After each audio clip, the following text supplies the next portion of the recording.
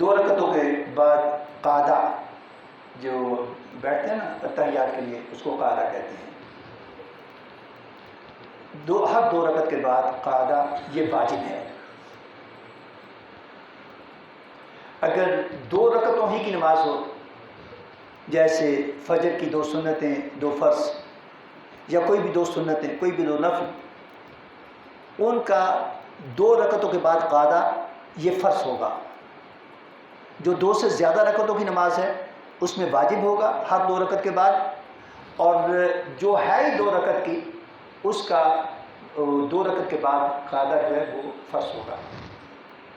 جو واجب قعدہ ہے اس کی پھر مختلف حیثیتیں ہیں. فرض نماز کی بات کرتے ہیں. ظہر، عصر، مغرب اور عشاء، 2 رکعتوں کے بعد اگر قعدہ اولا میں اتحیات پڑھ کر درود شریف شروع کر لیا، اگر 3 سے زیادہ الفاظ پڑھ لیے تو احناف کے نزدیک سجدہ سہو واجب ہو جائے گا. حضرت ابو حنیفہ رحمۃ اللہ تعالیٰ علیہ کے بارے میں کہا جاتا ہے کہ جب آپ نے یہ فتویٰ صادر کیا تو نبی رحمت نور مجسم صلی اللہ علیہ وسلم کی زیارت کا شرف انہیں میسر آیا. آپ نے فرمایا کہ ابو حنیفہ، تم نے یہ فتویٰ دیا ہے کہ فرض کی 2 رکعتوں کے بعد قعدہ میں اگر کوئی شخص درود شریف میں لفظ محمد تک پہنچ جائے تو اس پر سجدہ سہو واجب ہو جائے گا. 10 برسہ عرض کی کہ یا رسول اللہ صلی اللہ علیہ وسلم، میں نے ایسا ہی عرض کیا ہے. کیوں؟ فرمایا کہ وہ شخص جو بے ادبی کے ساتھ، بے خبری کے ساتھ یوں نماز پڑھ رہا ہے، اسے پتہ ہی نہیں ہے کہ اس کا قعدہ اولا تھا، وہ اتحیات مکمل ہونے پر پورا ہو گیا، اور وہ بے خبری میں یہاں تک پڑ جاتا ہے کہ بے خبری میں ہی آپ کا نام لے لیتا ہے. تو مجھے یہ گوارا نہیں ہوا. تو فرماتے ہیں کہ آقا علیہ الصلوۃ والسلام کے چہرہ مبارک پر تبسم آ گیا، پسند فرمایا اس کو. تو 2-3 الفاظ تک کو رخصت دی، اور اگر 3 سے زیادہ ہوں گے تو پھر سجدہ سہو واجب ہو جائے.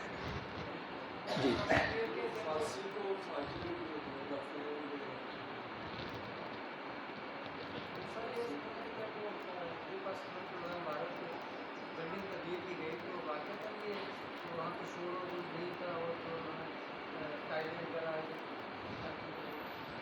یہ 2 مختلف سوالات ہیں. ایک نبی رحمت صلی اللہ علیہ وسلم کے روضہ اطہر کی تعمیر کے حوالے سے. یہ جو ٹرکش تعمیر تھی، حضرت سلطان عادل حضرت نور الدین زنگی رحمۃ اللہ تعالیٰ علیہ،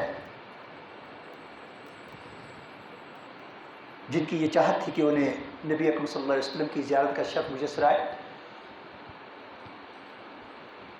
اور فرماتے ہیں کہ آقا علیہ الصلوۃ والسلام کی زیارت کا شرف ملا تو آپ نے فرمایا کہ نور الدین، یہ 2 افراد مجھے پریشان کر رہے ہیں. اور پھر 2 افراد دکھائے گئے جو گورے چٹے رنگ کے، لمبی لمبی داڑھیاں. تو پہلی رات یہ بات ہوئی، دوسری رات یہ بات ہوئی، بڑے پریشان، روتے رہتے تھے، یہ کیا ہے مجھے سمجھ نہیں آ رہی.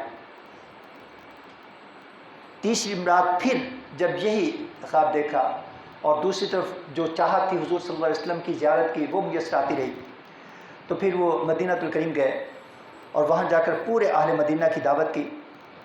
اور پتہ چلا کہ سارے اہل مدینہ تو موجود ہیں مگر 2 افراد اس میں شامل نہیں ہیں. وہ ایک ایک بندے کو دیکھتے تھے، ایک ایک بندے کو دیکھتے تھے جو باہر نکلتا تھا اس کو خاص طور پر. اور پھر انہوں نے گورنر مدینہ سے پوچھا کوئی رہ تو نہیں گیا ہے؟ انہوں نے کہا کوئی نہیں.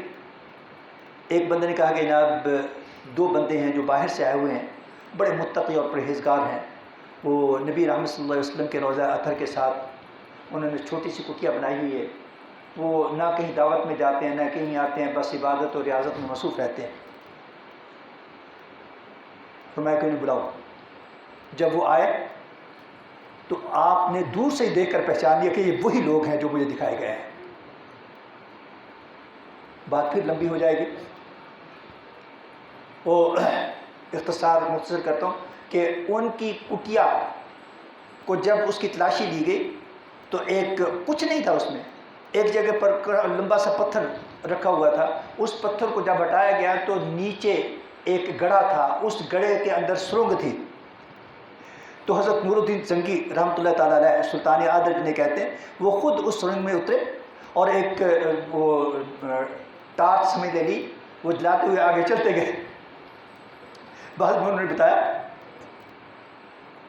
کہ مجھے نبی رحمت صلی اللہ علیہ وسلم کے قدمین شریفین کی زیارت اور ان کی بوسہ لینے کی سعادت میسر آئی، اور پھر انہوں نے اپنی موجودگی میں یوں بیت اللہ شریف کی روضہ اطہر کی تعمیر کروائی کہ وہ بہت گہرائی میں سیسا پگھلا کر ڈالا گیا، اور اوپر تک کہ آئندہ کے لیے ایسا کوئی معاملہ نہ رہے۔ لیکن جو سوال کیا گیا، میں تھوڑا سا کنفیوز ہو گیا بات جواب میں، وہ ترکش تعمیر تھی۔ سلطان عبد المجید نے بہت بڑا کام کیا تھا، بہت بڑا کام کیا تھا۔ دنیا بھر سے اہل اسلام فن کے لوگوں کو اکٹھا کیا گیا، بلایا گیا، ان کو ترکی بلایا گیا، ان کی ایک آبادی الگ سے بنائی گئی، اور ان کو پھر ان کی اولادوں کو حافظ قرآن بنایا گیا، اور ان سے کہا گیا کہ اپنا فن ان کو منتقل کرو۔ اور جب وہ لوگ جوان ہو گئے، حافظ قرآن ہو گئے، جو عبادت اور ریاست کے پیکر بن گئے، تو پھر مختلف علاقوں سے جنگلات جن کو پہلے چھیڑا نہ گیا تھا، ایسی چٹانیں جن کو کبھی کاٹا نہ گیا تھا، ان کو بھی ضرورت کے تحت وہاں پر اکٹھا کیا گیا، اور مدینۃ الکریم سے میلوں باہر ایک ورکشاپ بنائی گئی، میلوں باہر ورکشاپ بنائی گئی۔ اور جب اس کی تعمیر ہوتی تھی تو ہر فن کا ماہر حافظ تلاوت قرآن کرتا جاتا تھا، اور اپنے فن کے مظاہرے کے طور پر جو حصہ اس کے حصے میں آتا تھا اس کو تعمیر کرتا تھا۔ اور اگر کوئی ٹائل اونچی نیچی چھوٹی بڑی ہو جائے تو اس کو وہاں پر توڑا نہیں جاتا تھا، نشان لگا کر اس کو واپس ورکشاپ بھیجا جاتا تھا۔ لا ترفعوا اصواتکم فوق صوت النبی، کہ تمہاری آواز نبی صلی اللہ علیہ وسلم سے اونچی نہیں ہونی چاہیے، کہ نبی اکرم صلی اللہ علیہ وسلم کے آرام میں خلل نہیں پڑنا چاہیے۔ تو یہ بات حق ہے، وہ میلوں پرے دور وہ بنائی گئی ورکشاپ، اور وہیں پر اس کا بندوبست کیا گیا۔ فاسق و فاجر کا انہوں نے سوال کیا۔ فاسق کثیر المعنی یہ لفظ ہے، یہ جو قرآن و سنت پر ٹرو سینس میں عمل نہیں کرتا، لاپرواہی کرتا ہے، حکم عدولی کرتا ہے، بے اعتبارہ شخص ہے، اس کی بات کا اعتبار نہیں ہے، وہ کیا کہہ رہا ہے، سچ ہے یا جھوٹ ہے، وہ اعتبار کھو دیتا ہے، ایسے شخص کو فاسق کہا جاتا ہے۔ اللهم صل على سيدنا ومولانا محمد الماجد والكرم وعلى اله وصحبه وبارك وسلم. اللهم يا ربنا آتنا في الدنيا حسنة وفي الآخرة حسنة وقنا عذاب النار وادخلنا الجنة مع الأبرار يا عزيز يا غفار يا رب العالمين.